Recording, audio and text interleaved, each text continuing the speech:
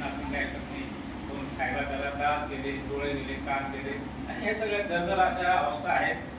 बालपणी सगळं हेच असतं, आई सांभाळणारे असतात, म्हातारपणी काही कोणी सांभाळणारं नसतं, आपण सगळं दरदर झालेलं असतं. अशा वेळेला मावळतीची वेळ, आपली वेळ कोणती आहे? शेवटाकडे मावळतीची वेळ. तसा अंधुकसा प्रकार, अंधुकसा प्रकार म्हणजे जीवनाची आशा सुद्धा सुट झालेली आहे, अस्पष्ट झालेली. देव आम्हाला घेऊन जात नाही म्हणून मी जगतोय, देवा कधी घेऊन जातील अशी आपण प्रार्थना करतो, अशी आपली अवस्था आहे. या अवस्थेच्या वेळेला मावळतीची वेळ, तसा अंधुकसा प्रकाश, मीन मीनती पणती आणि वादळांचा सहभाग. मीन मीनती पणती म्हणजे आपल्या शरीराला ही एक उपमा दिलेली, ही केव्हा विजेल, या पणती म्हणलं ते केव्हा संपेल. आणि वादळांचा सहवास, वादळांचा सहवास म्हणजे जोराचा वारा आला, हे आला, म्हणजे ते त्या पणतीची जे ज्योत आहे तिला विझवायला बसलेले आहेत. आपल्या सहवासामध्ये जे कोणी आहेत ना, त्यांचं वागणं जर विचार केला तर ते आपल्याला भावनेशी खेळत असतात, तुम्हाला दुखावत असतात, आणि तुम्ही लवकर कसे मोकळा व्हाल असा रस्ताच हे करून देतात. आणि त्या संदर्भात हे वाक्य आलेलं आहे की मीन मिळती पणती आणि थरथरणारे अशक्त गात्रास सावरावे. तुमचे हातपाय कसे नाही म्हणायला लागले, थरथरणारे अशक्त गात्रास सावरावे तसे हिरविरणारे कमकुवत मनास समजवावे.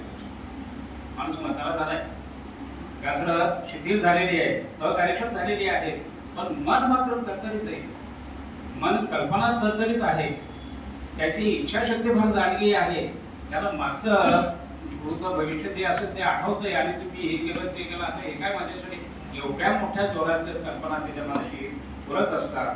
तर त्याला समजवायचं कसं की अरे बाबा आता तुझं हे असंच चालणार आहे, तुला हे समज करावं लागणार आहे, खूप छान झालं तसं समजवणार त्याला. केले कष्ट खाल्ल्या कष्टा. आता पुस्तक तरी खूप, प्रत्येक व्यक्ती हा विचार करतो, मी माझ्या पोरासाठी केलं, भावासाठी केलं, बहिणीसाठी केलं, याच्यासाठी केलं, त्याच्यासाठी सगळं केलं, आणि आता याच्यातलं एकही कोणी मला विचारायला तयार होत नाहीये. केले कष्ट खाल्ल्या कष्टा. आता पुस्तक तरी कोण, काळ बदलला, गरजा बदलल्या, आई बाबाला मानतो तरी कोण. हे सगळ्यात कसं आहे याच्यात, आणि याचं काही स्पष्टीकरण नाही. त्यावेळेस ते म्हणतात की बकरे कोंबडे पिलं वगैरे काय असतील त्याला हे बरे याच्यापेक्षा की याच्या जीवितला आपली गरज नाही.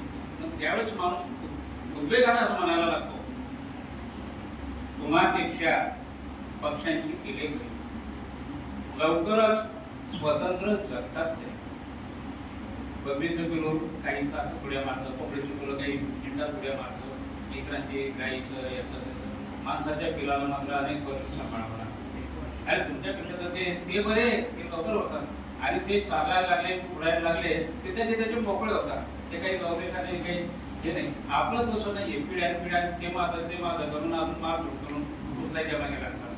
ते म्हणतात तुम्हापेक्षा पक्षाची पिढे बरी, लवकर स्वतंत्र जगतात तरी, माया मोह पाश कशाचाही अंतरीना लावले.